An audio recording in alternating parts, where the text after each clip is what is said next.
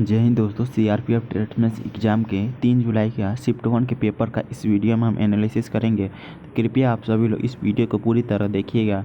अगर आप सभी लोग एग्ज़ाम देने वाले हैं या देकर आए हैं, अगर आपके पास भी कोई क्वेश्चन होता है तो आप सभी लोग को यहाँ पर एक नंबर दिया गया है, आप उस नंबर पर हमें क्वेश्चन को भेज सकते हैं।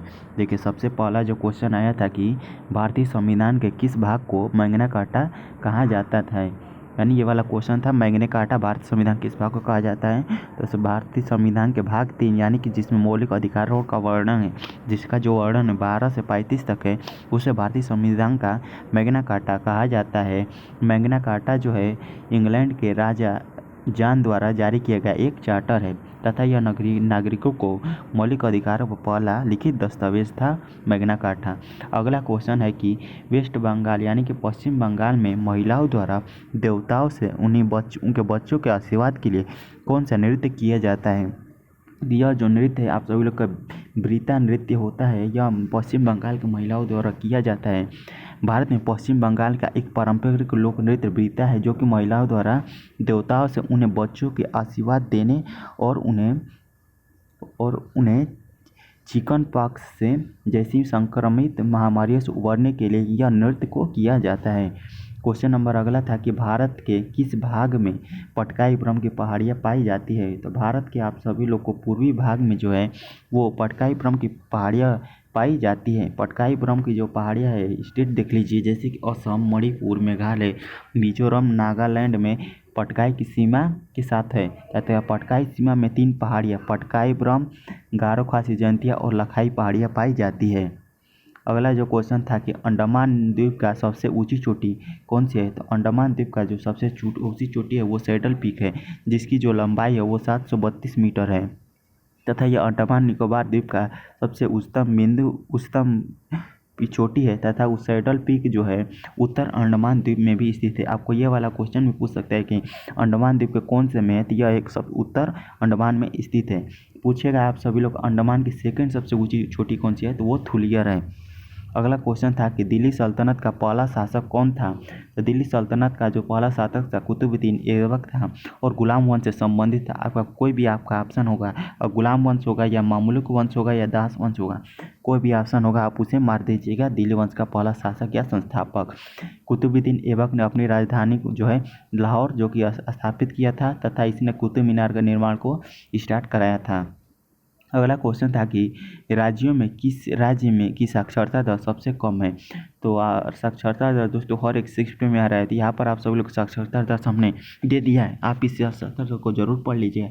जैसे कि भारत की साक्षरता दर 74.04% है, जो कि केरल में सबसे ज़्यादा साक्षरता दर है 93.91% तथा जिसके बाद सेकंड जो आपका पूर्ण साक्षरता दर वो लक्षद्वीप आता है और इसके बाद बिहार की साक्षरता दर सबसे कम है जो कि 63.82% के साथ भारत की सबसे कम साक्षरता दर वाला राज्य है। अगला क्वेश्चन था कि चंदेरी का युद्ध इनमें से किस वर्ष लड़ा गया था। तो चंदेरी का जो युद्ध है वो 1528 में बाबर और मेदिनी राय के बीच में लड़ा गया था। यहाँ पर आप सभी लोग को कुछ महत्वपूर्ण बाबर से संबंधित युद्ध को दिए गए हैं, आप एक बार इस युद्ध को जरूर देख लीजिएगा।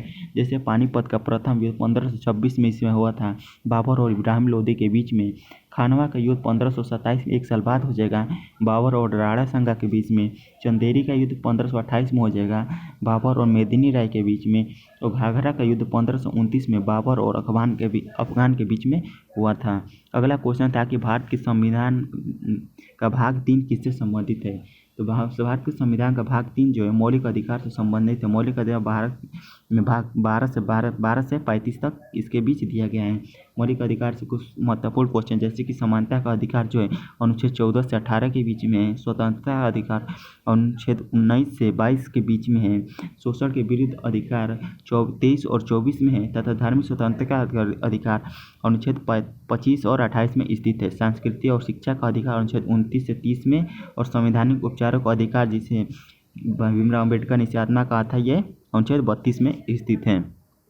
इसके बाद एक क्वेश्चन था कि एनी बेसेंट का संबंध निम्नलिखित में से किससे नहीं है।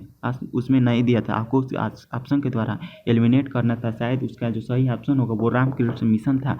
यहाँ पर आप सभी लोग देख लीजिए, इसमें आपको पूरा एनी बेसेंट के बारे में दिया गया। जैसे कि एनी बेसेंट कौन थी, वो एक समाज सुधारकवादी थी, ब्रह्मवादी भारतीय स्वतंत्रता के नेता थी। एनी बेसेंट का जन्म जो है ब्रिटेन में हुआ था और वो 1893 में भारत आई थी। एनी बेसेंट 1907 से 1933 तक थियोसॉफिकल सोसाइटी की दूसरी अध्यक्षता कर रही थी।